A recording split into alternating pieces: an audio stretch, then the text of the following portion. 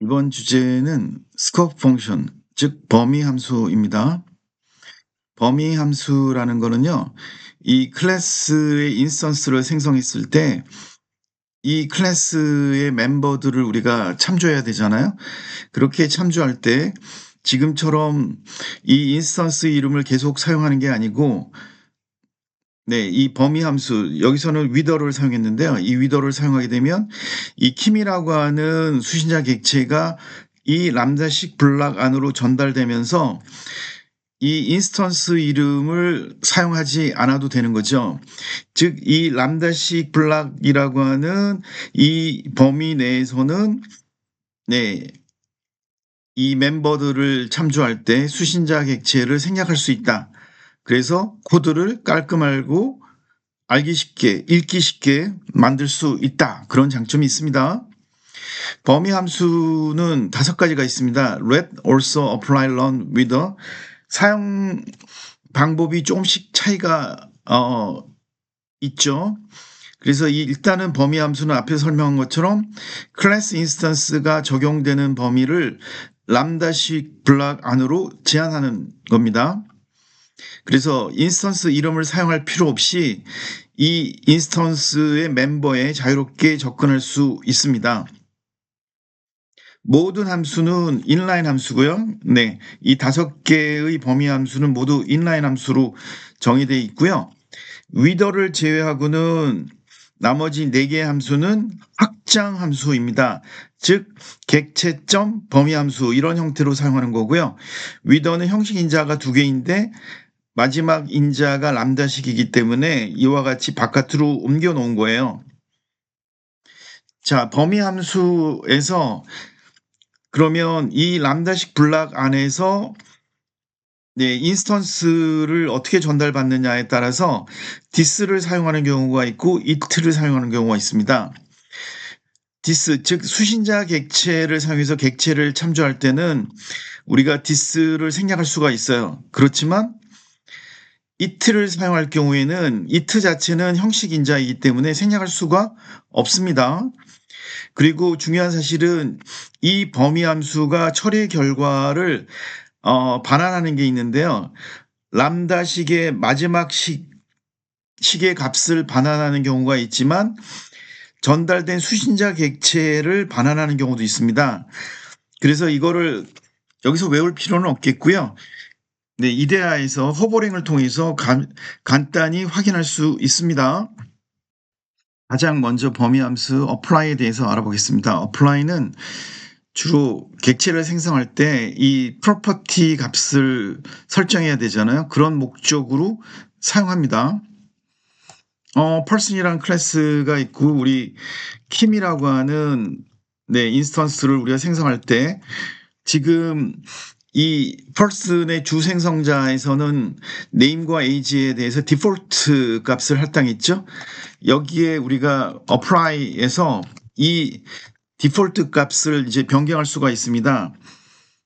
여기서는 이 person이라고 하는, 네, 이 인스턴스를 우리가 this로 참조할 수가 있는 거고요. name은, 네, kim, 그리고 this.age는 23 이렇게 출력할 수 있겠습니다. 물론 이렇게 변경된 결과는 프린트 라인을 통해서 값을 확인할 수가 있죠. 자, 여기서 중요한 거는 이 5종류의 범위 함수에 대해서 여기서는 this, 여기서는 it 이런 걸 확인할 때 커서를 apply 위에 올려놓는 걸 호버링이라고 얘기했죠. 자, 호버링에서 보면 inline 함수로 정의되어 있고요. t.apply 되어 있기 때문에 이런 형태가 어떤 클래스에 추가로 함수를 정의한 확장 함수라는 걸 쉽게 알 수가 있고요. 그 다음에 지금 함수 타입이 전달되는데 수신자 객체 점 이와 같은 함수 타입이죠. 그래서 정작 람다식에는 파라미터가 전달되지 않습니다. 수신자 객체가 전달된다는 거고요.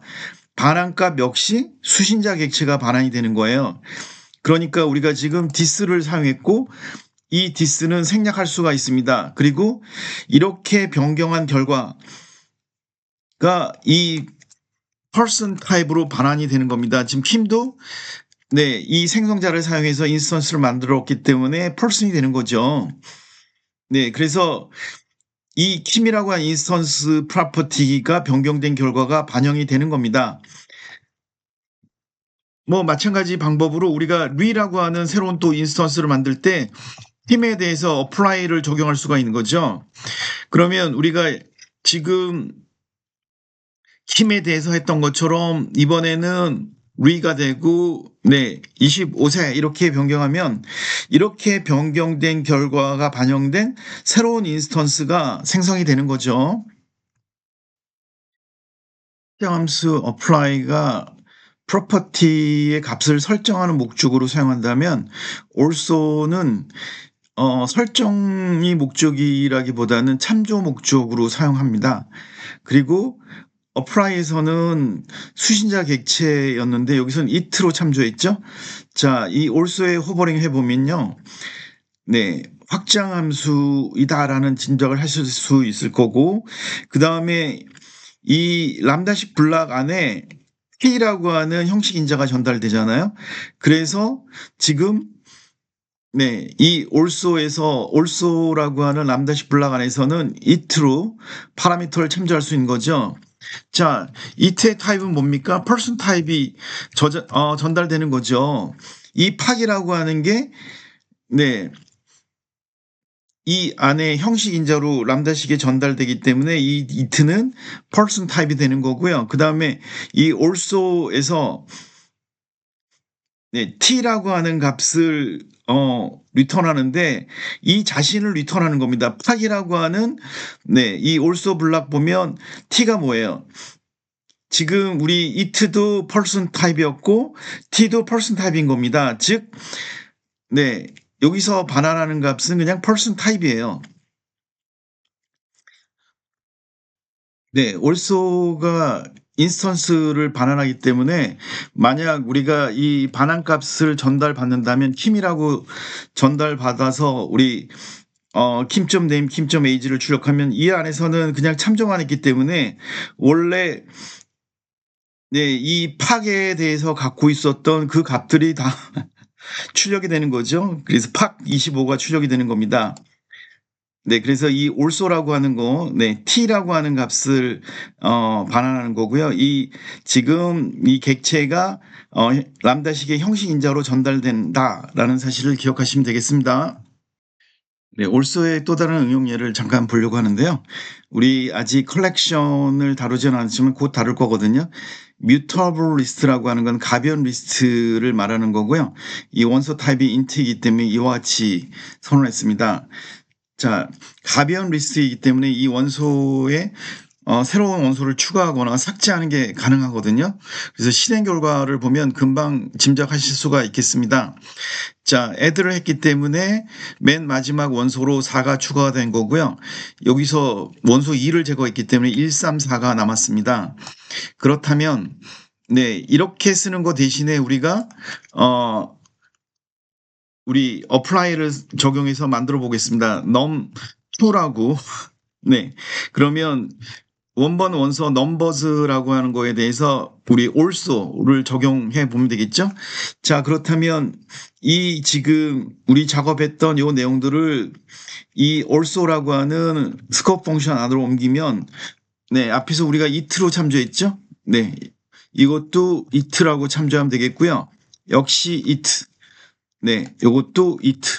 그리고 중요한 사실은 지금 반환값이 있었죠. also가 t라고 하는 값을 반환하는 거죠. 이 it가 바로 mutable list 타입의 인스턴스였기 때문에 그 결과를 num2라고 하는 역시 mutable list 타입이잖아요. 그러니까 print line 해보면 이 num2가 갖고 있는 원소는 최종적으로 add하고 remove 했던 그 결과가 반영이 되는 겁니다. 그러니까 네, 마지막에 1, 3, 4가 남았죠. 그 결과가 네, 이 num2에 전달이 되는 겁니다. 자, 인스턴스의 프로퍼티를 설정해서 새로운 인스턴스를 만들 때 우리 apply라고 하는 스코프 펑션을 사용했잖아요. 이거를 우리 살짝 바꿔보겠습니다. wither라고 하는 거를 사용하게 되면요. 여기만 주석 처리하고 wither는 사용 방법이 비슷하지만 요렇게만 바꿔주면 됩니다. 왜냐? 이 wither에 호버링을 해보면요. 이 wither는 두 개의 파라미터가 있어요. t라고 하는 수신자 객체가 있고 그 다음에 람다식 블락이 있죠. 그러니까 지금 wither라고 하는 거는요. wither라고 하는 거는 요거를 지우려고 했던 거고요. 요 람다식 블락이 두 번째 형식 인자로 포함된 거예요. 형식 인자가 두 개인 독립 함수고요. 그래서 이 마지막 형식 인자가 람다식이기 때문에 바깥으로 옮긴 겁니다. 그리고 재미있는 사실은 이 wither라고 하는 거는 r이라고 하는 값을 반환한다는데요. 이게 무슨 뜻이냐면 람다식의 마지막 값을 반환해요. 그래서 실제로 쓸 일은 쓸 경우는 많지 않지만 예를 들면 age가 17세 이상이냐 그러면 어덜트냐 즉 이 wither가 반환한 마지막 값은 마지막의 식의 결과값 불리한 값 지금 여기는 true가 되겠죠. 이 값을 반환하는 겁니다. let 함수는 범위 함수 중에 사용 빈도수가 제일 높지 않을까 생각이 됩니다. 이 let 함수는 아주 확실한 특징이 있어요. 지금처럼 nullable 타입 변수에 대해서 우리가 이 값이 절대 널이 아니다라고 강조하고 이와 같은 단정 연산기호 assertion operator를 사용해서 이와 같이 reverse라고 하는 거는 이 문자열을 뒤집는 거고요. replace first character라고 하는 거는 첫 글자를 이 대문자 Q로 바꿔치기 하고 여기는 length는 문자의 개수죠. 그럴 때마다 우리가 이와 같은 assertion 연산자를 사용했거든요. 그런데 우리가 let을 사용하게 되면 아주 편리하게 처리할 수 있습니다. 자, nullable 타입이니까 save call 연산자를 붙여야 되고요. 그 다음에 let을 사용합니다.